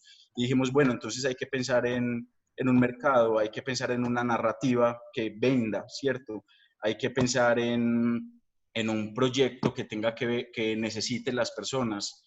Y digamos que eso lo fuimos concatenando pues como con un publicista, de hecho, como con varias personas pues que fueron nutriendo el proyecto también. Y eso es lo que se ha ido desarrollando. No sé, Santi, que tenga como para complementar esa respuesta como de la historia de ICU, donde nos hemos quitado pues como en cierta forma el papel de arquitectos para fungir como empresarios. Pues ve, yo pienso que, y ahorita, y de hecho, muy adrede a la pregunta que hacía Julián, pienso que también es importante trabajar en equipo con otras disciplinas. Digamos que el proyecto de nosotros lo ha nutrido muchísimo la ingeniería, pues como el ingeniero estructural que está con nosotros. De hecho, también desde el diseño industrial, desde el mercadeo, desde la comunicación, que por ahí están las chicas, el desarrollo pues como más técnico, que también está Laura por ahí, que es la que pues, se encarga de eso. Entonces pienso que finalmente se vuelve como un grupo que hace posible como que se lance un producto.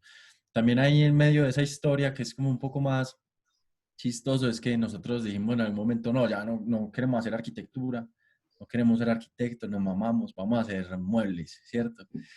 Y cuando empezamos a hacer muebles, entonces nos dimos cuenta que era más difícil que hacer arquitectura muchas veces, que resolver un detalle es una cosa apoteósica muchas veces, esconder un tornillo, hacer un ensamble, abrir una puerta. Entonces dijimos, listo, ¿cómo? También pensamos que en la ciudad e incluso en Colombia, me atrevería a decir yo, la filigrana de la arquitectura, el detalle arquitectónico es muy pobre. Pues pienso que somos muy buenos en otras lecturas, como en unas lecturas más de sistema espacial, de organización arquitectónica de los espacios, pero cuando uno va al detalle y va a una obra arquitectónica y ve un detalle de un pasamanos, de una puerta, de una chapa, de un cortinero, etcétera, digamos que ahí nos quedamos como muy cortos. Entonces dijimos como, bueno, ¿cómo empezamos a pensar desde lo pequeño algo que pueda ser macro? Entonces, por eso es que en la casa nos dimos pues como a la tarea de diseñar las ventanas, las columnas, las cajas, los herramientas y que todo encajara como al milímetro. Ha sido como de los mayores retos porque también queremos como traer a colación eso, como de que, hey, también podemos pensar en un desarrollo técnico de la filigrana en la construcción en Colombia. En Bueno, últimas, gracias. como, Ah, bueno, perdón. no, pues como para complementar un poquito también todo eso, es como que somos tres y cada uno tiene como unas habilidades, ¿cierto? Y entonces Santiago, por ejemplo, es muy bueno desarrollando técnicamente detalles, Johan es muy bueno conceptualizando, tiene como un montón de información en la cabeza. Digamos que yo también apoyo en esos frentes, pero también tengo unas habilidades comerciales que me permiten hablar con X o Y persona para juntar como nodos, y en últimas lo que hemos hecho entre los tres es eso, cada quien como que Y aporta de eso.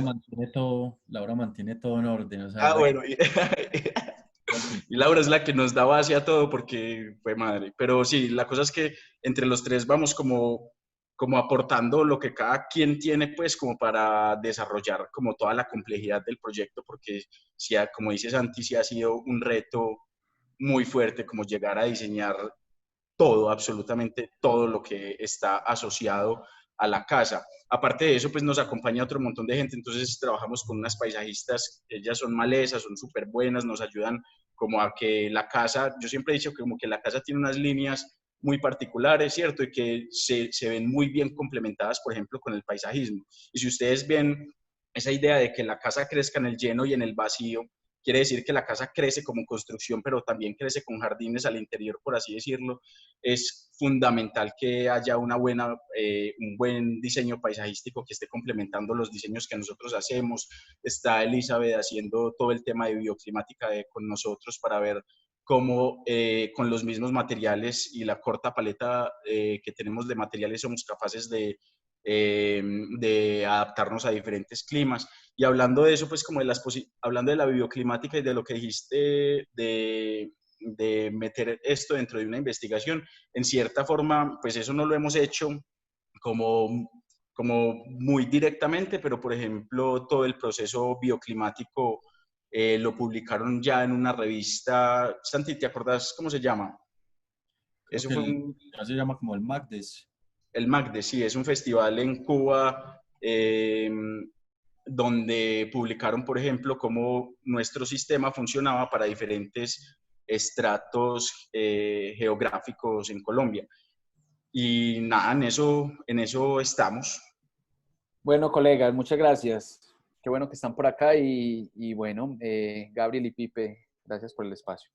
No, a ustedes por la asistencia. Le voy a dar entonces la palabra a Laura Silva y después a Luis Diego y ahí cerraríamos entonces la sesión. Laura Silva, adelante. Ok, buenos días. Muchísimas gracias por lo que nos regalan. Soy estudiante de arquitectura con el decano Oscar. Sobre todo voy a dar mis perspectivas desde el punto de estudiante. Interesante cuando Lohan decía sobre las lecturas arquitectónicas y nos mostraba los espacios, porque creo que precisamente eso fue lo que les dio a ustedes las pautas. Manejar lo que va a ser ahora una nueva estandarización de la arquitectura y no una ingeniería. Precisamente los da lo que ustedes hablaban de poder integrar los jardines, que es algo que es muy de la filosofía japonesa, que se llama Ma. Ma es como el espacio que queda de transición entre el uno y el otro, y es el de contemplación que se lleva a cabo en muchas de las culturas japonesas, que ustedes lo encajaban como en Gawa, que era el espacio que tenían pues como espiritual, y siempre todos tenemos una manera de hacer una elevación espiritual, ya sea pasional o ya sea contemplación, pero ellos la hacen, los japoneses lo hacen más desde la contemplación, por eso ellos incluyen mucho la luz y les gustan los jardines, cuando casi siempre lo que es poca luz es muy pasional, por eso se encarga más a las noches y a los sentidos diferentes.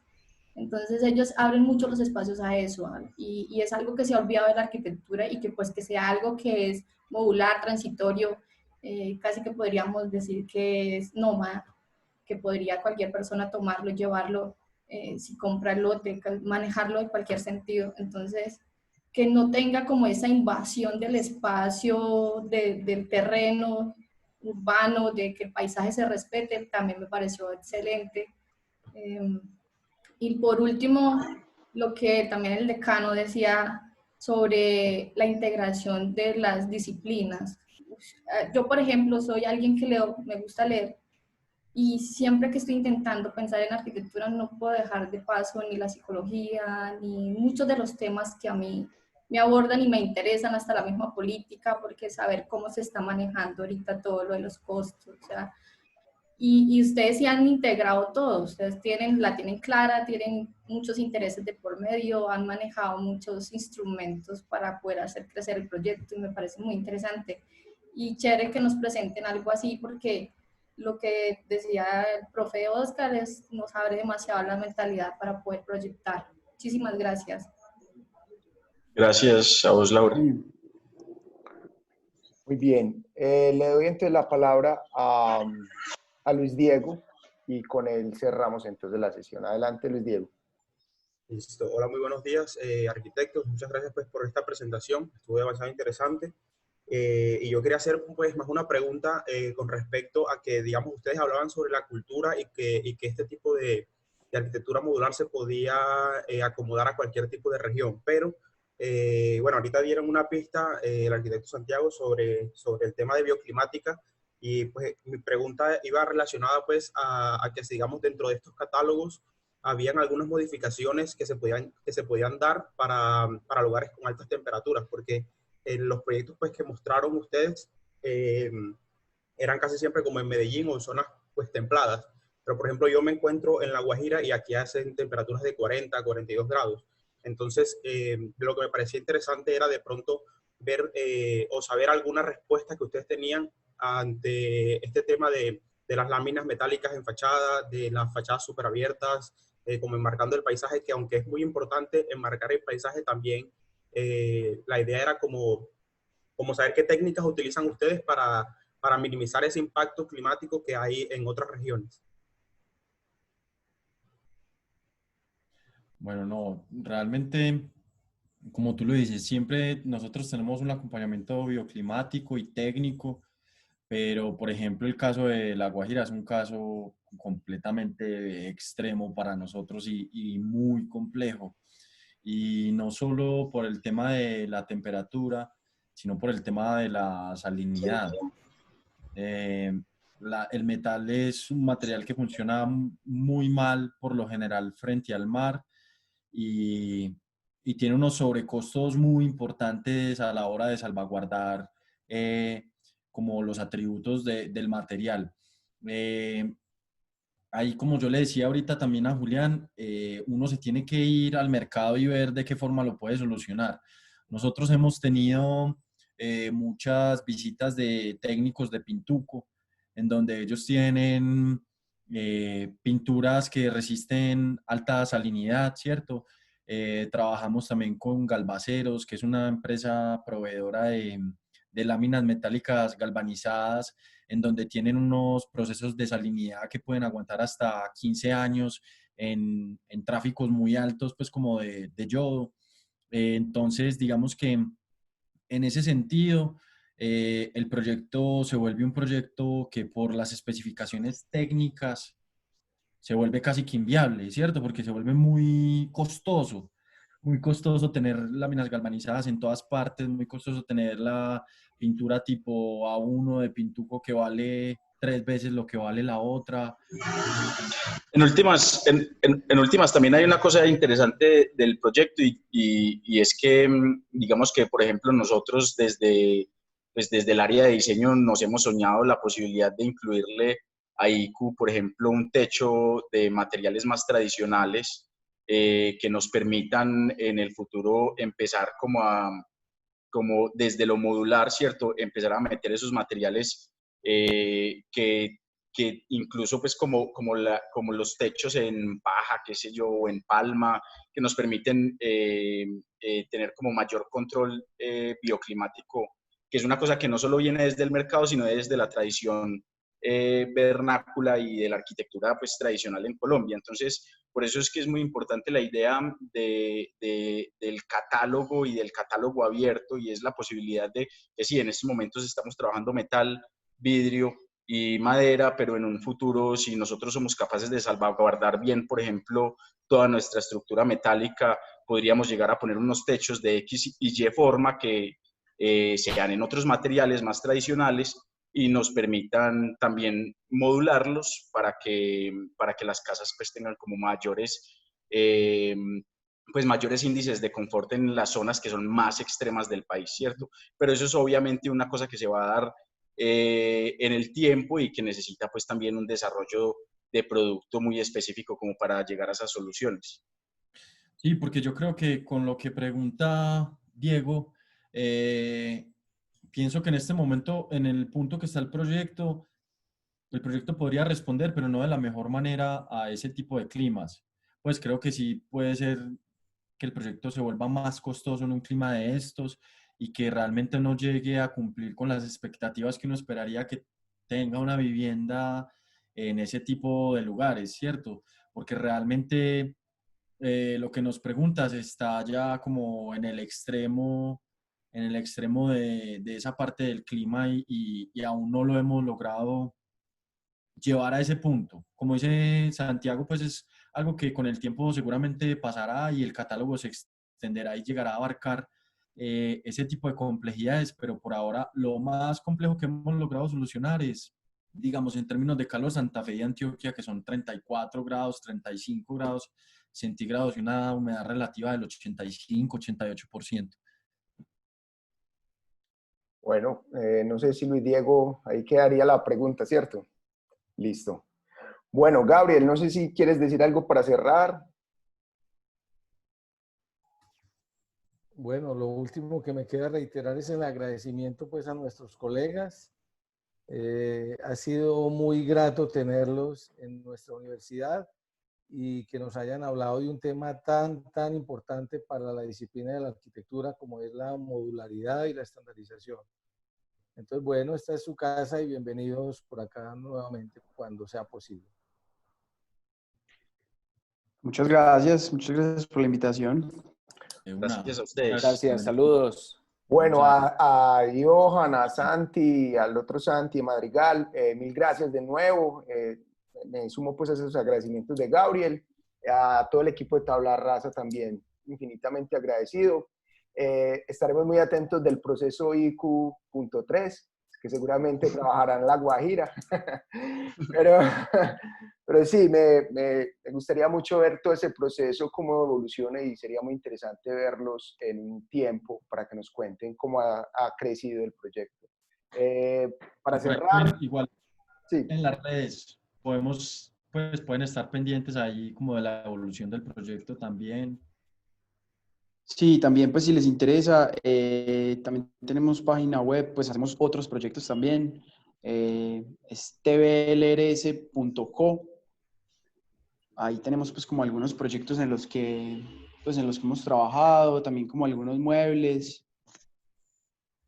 Voy a copiar la página web aquí para que todos la tengan y ahí puedan como llegar a ustedes. Ahí está la página web, ¿cierto? Ajá. ¿Es eso? Sí, es esa. Listo. Bueno, no sé si Santi Madrigal, ¿quieres decir algo más para cerrar? No, muchas gracias por la invitación y cuando necesiten otra vez algo de nosotros, ahí estaremos para la universidad. Es que nos encanta también que nos abran estos espacios académicos que son tan refrescantes cuando uno se mete mucho ya como en el mercado, ¿cierto? Entonces, eso nos parece súper bacano y a la disposición de ustedes. Bueno, mil Igual gracias. también ver el resultado del taller. Claro que sí, Santi. Invítenlos de jurado, Pipe. Gabriel, invítenlos de invitar. jurado. Claro que sí, ya tenemos los jurados de la entrega final. Bueno, saludos. Bueno, mil gracias a Vale. todos por la participación, y quiero abrir una invitación para el 7 de octubre. Vamos a tener una firma de arquitectos chilenos que se llama DX Arquitectos, para si quieren asistir. También vamos a hablar de vivienda. Un abrazo entonces a todos y un feliz día. Hasta Vale, gracias. pronto. Bien. Chao, gracias. Bien.